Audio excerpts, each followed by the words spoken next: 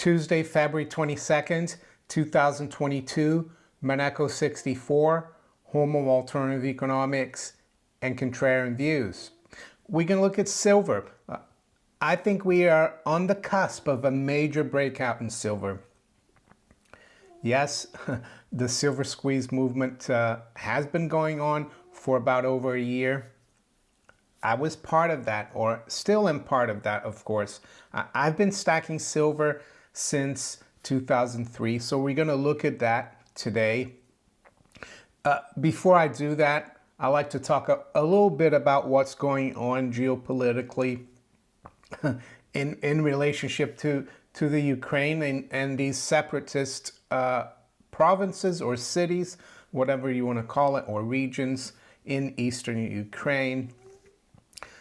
One thing I would say, that there was someone who coined the phrase that during war, the first casualty is the truth. So I'm not going to take sides here. All I'm going to say, there's a lot of misinformation out there, not just in the alternative, but also mainly in the mainstream media, but also on the Russian side, I would say. But yes, what I think is going on personally is that the Ukraine since 2014 has been kind of, and even before that, it's been kind of a failed state.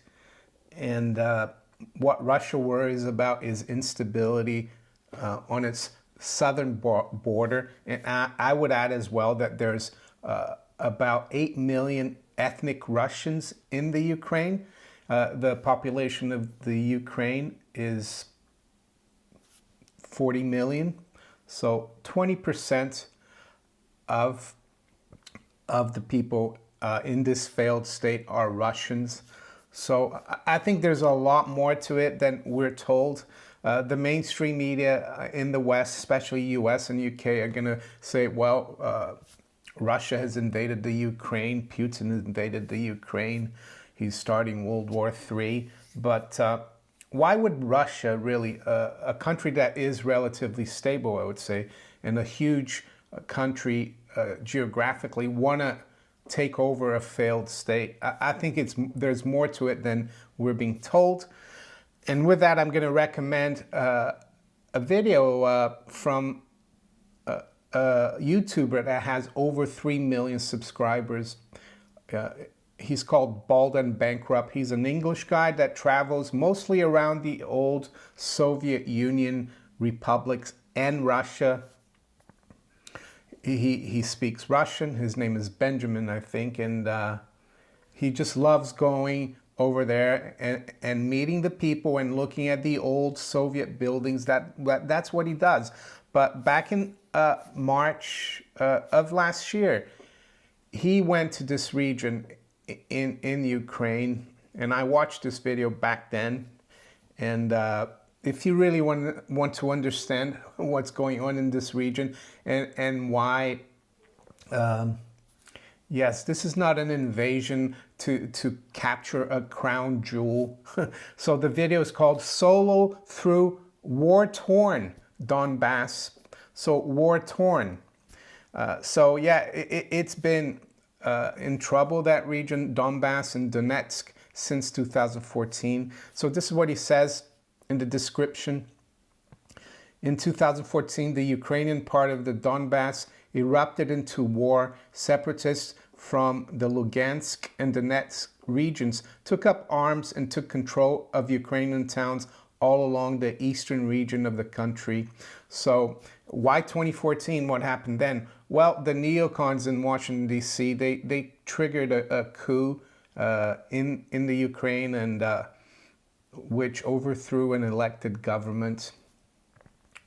Yes, Google Victoria Nuland, Ukraine. She was an advisor to President Obama. So we'll stop at that. Let's get back to silver. So I've said many times, even before the silver squeeze movement started last year, back in, beginning of February, and it was kind of a movement jumping on the bandwagon of Wall Street bets. And I thought it was a good idea. And I was involved with the guys in the silver space, with Wall Street Silver as well. And yes, it was exciting. But I told them right on the night, it was Sunday night to Monday morning when COMEX opened and silver went to 30. I said, I think we need to be a little more patient and not so enthusiastic, because I think the powers that be are not going to allow silver to just break out here. And because I've followed these markets since 2002, and I know their modus operandi, but I actually think it's been a good thing. It's going to separate those who truly believe in silver and who are patient from those who got in just for a quick buck. And as I've said many times, this is not to make a quick buck. This is to protect and maybe even improve your financial well-being, your wealth. And yeah, silver has a very long history of being money. Unfortunately, it's been suppressed, manipulated.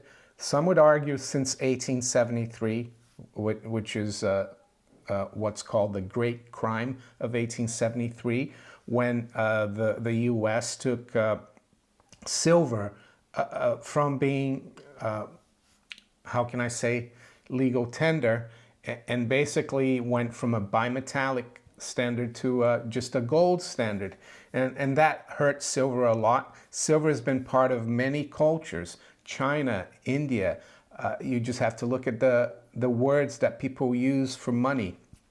In a lot of countries, Latin countries, places like Portugal, Brazil, the name for money is dinheiro, which comes from denarius, which was the old silver coin from the Roman Empire. In France, you call money argent. Argent means silver. The name for the American currency, the dollar, is derived from the thaler, a silver coin from the 16th century that was minted in Bohemia, in the old Austro-Hungarian Empire. That eventually became a very popular coin, and the Spanish made their own thaler, and it was called the Spanish dollar. And did you know that the Spanish dollar was used in the US up until, I think, almost the Civil War? It circulated, it was accepted because it was silver, because it was money. So why am I going through the history here? Well, because I think people are waking up, especially younger people have been waking up with the silver squeeze movement. And I think they weren't prepared for it. There weren't enough people in the movement back a year ago, but now I think it's growing. And that's why I think a breakout in the price, even though we do get bogged down in the price a lot, is imminent. And that's going to create a real silver squeeze, because silver is not just like a good metal to have monetarily and as an investment, as a protection versus inflation. It's also highly important in industry, in all electronics, everything, even in war. Silver is very important. Am I saying we're going to have a war? I don't think so. I don't think the Anglo-American Empire has a stomach to fight a war against Russia, or if China joined them. I mean, they couldn't even orchestrate a withdrawal from Afghanistan. Do you really think they could fight the Russians? I don't think so. So yeah, I think the breakout in silver is imminent, and it's going to create even more demand for silver. The premiums for silver coins have been very high, despite the fact that the market has been going sideways for about a year and a half. We've been stuck between like 28 and 22, the price of silver. But according to people like Michael Oliver, who looks at momentum analysis, if we close the week, for example, above 2450, it could be very bullish. So it's 8:45 a.m. What I'm going to do here, we're going to look at silver first and the chart of silver, and then we're going to look at the markets. And when I talk about silver, I also include the silver miners, and the silver miners have been underperforming the gold miners, especially the GDX. So I think there's a lot of room there too. I'm not giving advice. I'm just saying what I'm doing, and I do have silver miners, and I'm sitting on some losses on them, but on some pretty good profits on the gold miners. So I think there's room for a catch-up. So this is the chart that is very interesting for silver. This is a weekly chart, and we were looking at this last week, and I said we needed to break through 24. And this, of course, is a pennant, or kind of a falling wedge, if you want to call it. It is slightly falling wedge. And we're breaking out here of the top of the wedge. And this has happened already in gold. We've broken out in gold. So gold is leading the way at the moment. So that little high here that we try to break out of the wedge back in January, that's around 2470.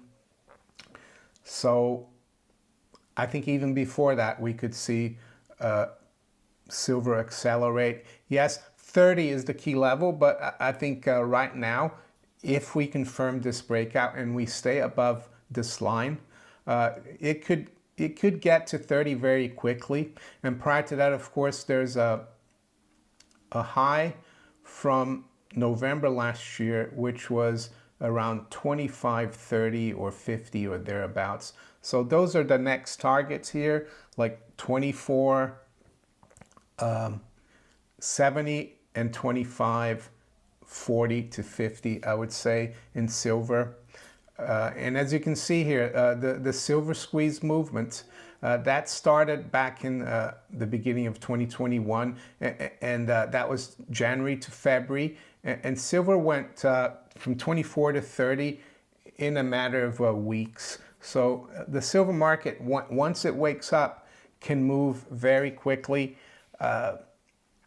As for buying physical silver for stacking, because that's what I do, the only speculation I have in silver are the miners. And that's why Billy is called Billy Bullion, because he's a silver bug.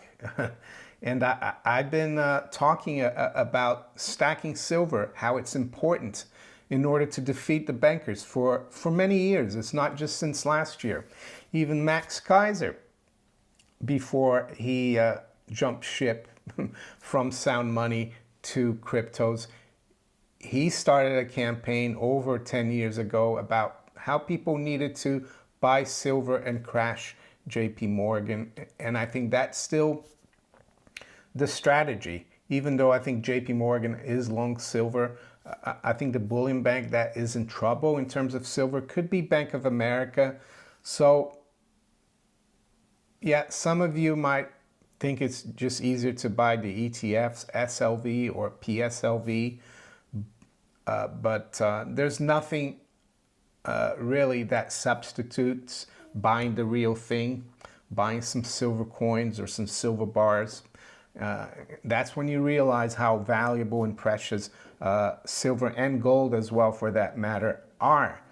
And once you buy a silver coin or a silver bar, you don't want to let go of it that easily. But if you get a position SLV, PSLV, it's very easy to get out of it. So with that, let's now look at the general market, see what they're doing. So we've got spot gold here at 1903.70. That's down about 30 cents. And overnight, the high's been just under 1915. So yeah, 1920, I think, is the key level for gold. That was the high in 2011, and it's historically a key level. So we've come off here in the last hour. And yeah, what about silver? Well, silver is outperforming a little bit this morning. It's up just under 1% at 24.13. High's been 24.32 and the low 23.89. So yesterday was President's Day in the US. So the stock market was closed, but the futures did trade. And I think today actually is George Washington's birthday, and that's what this holiday actually celebrated in the past, but they've changed the name to President's Day. So today is actually George Washington's, I think, 290th birthday, February 22nd, 2022. He was born in 1732. So the Dow future is actually down about, let's see here, because my system is giving me the difference from yesterday, but we have to look at, compared it to Friday. So we're down about 380 points, the Dow future compared to Friday, even though it says here that it's up 180. So we're down quite a bit here, the stock market. The NASDAQ as well. Let's see where we are. The NASDAQ is down about 380 points as well, just like the Dow. And the S&P is down about 40 points. So the stock market's not reacting well to what's going on geopolitically. The FTSE is down 20 points. What about the currencies? Sterling is down 0.2% at 135.76. The euro is up 11 pips or 0.1%, 113.20. The dollar's up slightly versus the yen, 114.87, and the dollar's up as well about 0.1% versus the yuan at 633.30. Aussie dollar is up 0.25%, 72.06. The dollar is down slightly versus the Canadian dollar, 127.42. And the Kiwi dollar is up 0.25% at 67.16. So there has been a lot of action in the general commodities, as one would expect, with what's going on in Ukraine and that part of the world. We've got WTI crude up 82 cents, and we're now at 94.46. So the big move was yesterday. Overnight it's up, but compared to like yesterday morning when I made my video, I think we're trading below 90. So we're up over 4% here since yesterday. And Brent crude is approaching 100. It's at 96.65. High-grade copper is unchanged at 450. And U.S. nat gas is actually surprisingly down. Some people would argue that natural gas prices could go up because a lot of the Russian gas goes through the Ukraine into Europe. But sometimes these markets work in a way where people buy the rumor and sell the fact. So right now, U.S. nat gas is down 3.75% at 450. To finish off, let's quickly look at where the 10-year yield is, U.S. Treasury. Well, that's down about 4 basis points at 1.89%. So if you enjoyed this video, make sure you hit the like button, share it far and wide. Think about subscribing to my channel if you haven't yet. And you can also follow me on Rumble, Twitter, Facebook, and all these other platforms below here. I wish you all a great day. Take care. Bye.